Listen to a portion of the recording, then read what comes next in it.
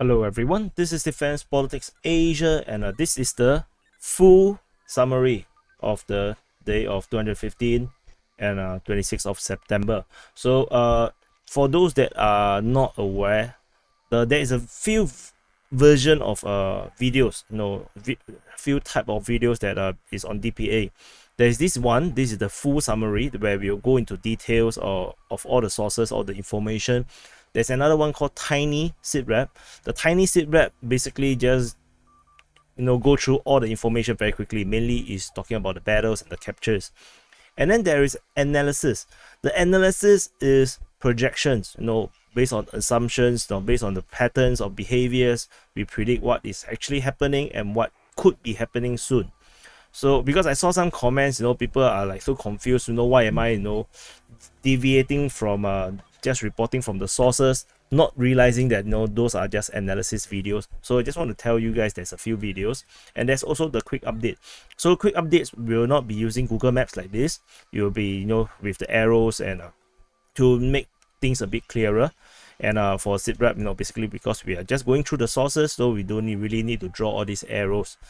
So there is a few differences in terms of all the different videos, so that all the videos make sense and all the videos have a place. If not, all the videos will just be replication of each other. Then that's quite a waste of time for you. And also sorry for the last two videos, the audio, the background ambience is a bit too loud. The reason was because my speaker actually have its own modulation, so I do not hear the background. The background sounds very soft, and I adjusted the background sound wrongly, so I thought it was actually very soft. And so I have adjusted accordingly because I put on the earphone, which actually gave me the correct volume. So now I believe this background ambience is not so distracting. So anyway, let's go into the summary, and let's start off with weird statements. This time around, the weird statements comes from the Russian Ministry of Defense. The Russian Ministry of Defense actually put a one-liner, a one-sentence post on their Telegram, and they say there are no transit restrictions for citizens to be imposed amid the partial mobilization in the Russian Federation. Basically, they are trying to clarify that there's actually no transit restrictions, because there are so much rumors about Russian troops going to the borders and not allowing people to leave, especially the guys, and then or guys of fighting age, and all these rumors just keep keep spreading, and the Russian Ministry of Defense feels like they really need to clarify this. And not just this statement, they actually recorded a 10-second video just to say these exact words. So that's very weird. So, and on the referendum, so the referendum turnout for day 4 is Luhansk 83.61%, Donetsk 86.89%, Zaporizhzhia 66.43%, and Kherson at 63.58%. So apparently there's this rule that the referendum will be considered valid if more than 50% of the voters voted. My question is, 50% of what kind of voters? So for Luhansk and Donetsk to have 80% of the people voted, I understood that there are overseas voting as well. But this population, I have my doubts. Zaporizhzhia and Kherson, especially for Kherson, similarly, I have my doubts. Especially, Kherson kind of managed to go to 63% from 48. It felt a bit weird, but never mind. Maybe they have a very pro-Russian list of voters. Anyway, again, I didn't say the referendum is legitimate. The reality is nobody give a damn about the referendum. This is just arbitrary. The Russians are just doing this so that they can legitimize internally to their own citizens, Russian citizens, to they can tell themselves, see, this is now legitimate. They love us, so we are coming in. So of course the Western world and many part of the world will not agree with the referendum, and the results they will not recognize, because especially for those countries that they have their own separatist movements that they need to deal with, which is basically many part of the world. So moving on to the Odesa Front, there is actually a drone strike at Belenke. So according to the Ukrainian Defense Ministry, they say that on the past day, the enemy used attack UAV in the area of Belenke. I did not see this information of the drone strike on pro-Russian sources, so not sure what exactly they hit. And moving on to the Mykolaiv Front. At the Mykolaiv Front, again, there is actually no offensive happening except for just a reinforcement reported at Lyubimivka, sorry. And it looks like the Ukrainians are not preparing to launch their offensive just yet, despite they are reinforcing their lines, sending a lot of reinforcement over the past many days, but they are not attacking. It might have been something to do with the reinforcement of the lines, the Russian lines, in preparation for this referendum, because we heard of a lot of reinforcement coming in before the referendum was even announced. We heard about Chechen's forces, then there are some Russian forces being moved from the Kharkiv region, and but we don't hear much about them because there was no fighting. So maybe this reinforcement from the Russian side over to the Russian lines actually discouraged the Ukrainians to actually try to launch an offensive in this area. That could be the case. And at the Davydiv Brid front, similar situation. There is reinforcement reported at Berezhnehuvate, and then there is a reinforcement coming into the Davydiv Brid Inhulets River region, because the Ukrainians have finally established their pontoon crossing on two locations at Velike, Atakov or Atakove, and there's another one established just 1.5 kilometers southwest of Donetsk, which is probably around here. So now reinforcements are arriving in the region. They have reinforced Bilohirka, Andriivka, and also there's reinforcement reported at Velike or Atakove itself as well. So at the Kryvyi Rih Front, similar situation as well. There is reinforcement reported at Petrivka. The only thing closest to combat is actually the DRG, the Deep Reconnaissance Group that is actually being spotted at Arkhangelsk. So to know that there is a DRG there, likely is because they contacted the Russian lines. So I report it as fighting. Otherwise, the Ukrainians actually bombarded Lyubimivka, Veremivka, as well as Novopetrivka. So this also have some bearing because of the bombardment might suggest where the actual front line is. And given that there is so much information about Petrivka over the past few days, I have decided to award Petrivka to the Ukrainians and confirm that they have actually captured Petrivka. So I moved back the Russian lines around here. So that's all from the entire of the southern front. Over at the Zaporizhzhia Line, this situation continues from the southern front, where they just are doing regrouping and reinforcement. Reinforcement reported at Vozdvizhivka and as well as Huyaipole. So there's reinforcement around here. Similarly, the Russians have reinforced the line over at the Zaporizhzhia Line. So the Ukrainians probably are not prepared to launch an offensive against a more reinforced Russian line. Over at the Donetsk Front, there is continued to be rumors about the Ukrainians wanting to launch an offensive around the Voleda region.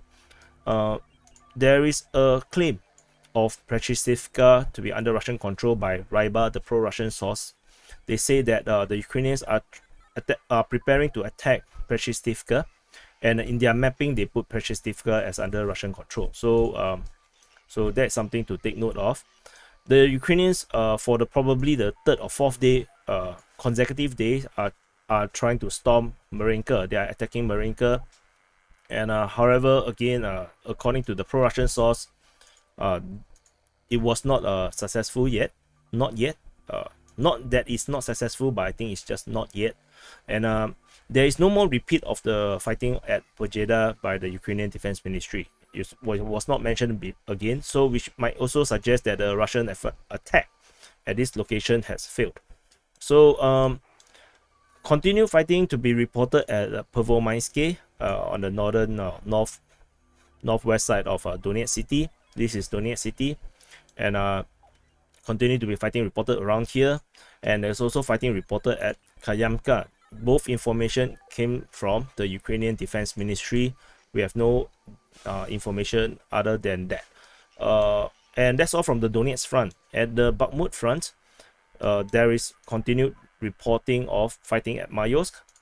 There is also fighting reported at Kurdymivka, according to the Ukraine Defense Ministry. And then here over at this area of Mykolaiv Front, there is information from Ryba, the pro-Russian source, that there is an assault on a large stronghold on the highway located west of Mykolaiv. So the information is weird. So it's actually here. It should be here. This junction here, there is actually a stronghold, which is, so Mykolaiv is here. So this is the stronghold here. Then fighting is now reported around here. This stronghold is probably new because it does not really exist in the pre-war map, with just a little bit of trenches around here. So I believe that they have already expanded the trenches over this location. And further up north, there is fighting reported at Oredivka.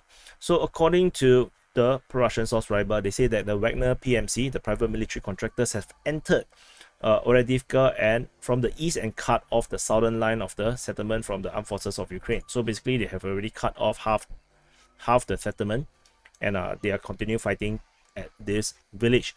And over at Zaiseve, there is further information. The Russians have prepared a defense line across the entire of Zaiseve on the southern part. The entire southern part is entrenched, and this actually links up with the entrenchment southeast of Zaiseve, which is reported on the 24th of September. The Russians then proceeded to invade into the southeast part of the settlement and reportedly advanced deep into the private sector. Although the private sector sounds like the wrong translation. And this is actually confirmed in a way by the report by the Ukrainian Defense Ministry for reporting that it's fighting reported at Zaiseve. Further information suggests that the Wagner PMC from the Donbas substation has attacked southward towards the eastern part of Zaiseve, so that they are doing a pincer movement on the eastern part of Zaiseve. There is no fighting reported at Vasylya Dolina, so which means that the Russian forces decided to ignore Vasylya Dolina and actually go south to capture Zaiseve first. And at Bakhmut, there is reported fighting by the Ukrainian Defense Ministry. Otherwise, there's nothing else noted about the Bakhmut region. At Soledar, there is fighting reported on the eastern outskirts of Soledar. This is reported by World Gonzo. They say heavy fighting on the eastern outskirts, but the eastern outskirts supposed to be captured by the Russian forces already. So this is a weird information. So I'm not sure how to digest this just yet. We will see whether we will have more information moving forward. This is the Siversk Front, and we have nothing on the Siversk Front. Actually, this is all outdated information. Forgot to gray out. There's no fighting or reported at the Siversk Front. And moving on to the Lyman Front, the most exciting front now. The Lyman Front, the Ukrainians continue their attack from Ozene towards Lyman, as well as Shushrov towards Lyman. The Shushrov is here towards Lyman. This fighting continues, reported by pro-Russian sources. And then there is a bombardment reported at Drobysheve in the morning. Of the 26th, and this is coming out from the reporter Anna Dogereva, and they say that at 8:30 the Ukrainians are already shelling the positions with helicopter and heavy weapons. So I like her information is because she have a lot of context on the ground. So she is a source for information, which is why there are some information coming out from her. And so far, from my experience of putting in her information, so far mostly from my understanding all checked out. nothing have came out to be like, come on, she gave me a fake information. There is fighting reported along the Shedriholov and Drobyshev line. So I'm actually very confused now. I do not know how to pronounce all these words now, because I used to pronounce this in a very English way. Now I'm just confused between Russian and English way. So I will be like switching here and there. And there is fighting. There is a Ukrainian force attack towards Zelena Dolina, and the Russians have launched a counteroffensive. So they have repulsed the Ukrainian attack at Katerinivka, and then they actually counterattack and fight and recaptured Nove. So this is like the third time, I think, Nove has been exchanged hand. So which means that there is actually no deep entrenchment or fortifications around this region, and as a result, no locations and battlegrounds change hands very quickly, as the fighting is very mobile. So this is very different from the rest of the front lines that we are watching, which is also why, you know, sometimes I do mention that the forces, regardless is Ukraine or Russia, they should always press their advantage. Don't let the enemy entrench themselves, because once they entrench themselves, it will get a lot harder to get through the line. On the northern part of this Lyman front, there is information of Ukrainian build-up of forces. So they continue to build up their forces, probably to prepare for a heavier, for a big force to be able to actually invade deep into this big expanse of territory. And so there is fighting reported in the northern area. The specific location is not specified by Ryba, the pro-Russian source. And we have confirmation that Pisky Redkivsky has been captured by the Ukrainian forces. Information coming out from Deep State UA, the pro-Ukrainian source, that they saw photos of the Ukrainian forces in the school region and something like that. And so this actually gives a confirmation that this location is captured, because otherwise all the other positions, I did not mention them as captured. I only mentioned them as overrun. So we will continue to monitor and see how far the Ukrainians goes on this northern part of Lyman Front. At Oskil Front, there is no news regarding Kupiansk. Further up north at Dorishna, the Ukrainians have launched an attack against Davydiv from the northwest. I write wrong. This should be W. From the northwest direction. So they are attacking southeast towards Davydiv. And there is information also that the Ukrainian forces have captured the railway station here at Dorishny, over here. And there is also information of Ukrainians have captured Mykolaiv.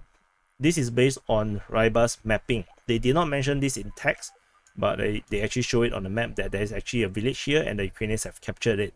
So rumors from the pro-Russian source is that the Ukrainians will be launching an offensive towards this direction here, this area here. But this is just rumors. And there is also some Ukrainian position over here at Novomlinsk, where Manpads, which is a surface-to-air missile, handheld surface-to-air missile infantry, being positioned here to protect perhaps the northern flank against a Russian Air Force. So this is the entire summary for the day of 215, 26th of September. So please press the like button if you have not pressed the like button. To share this with your contact, and hopefully the background sound is not so disturbing now.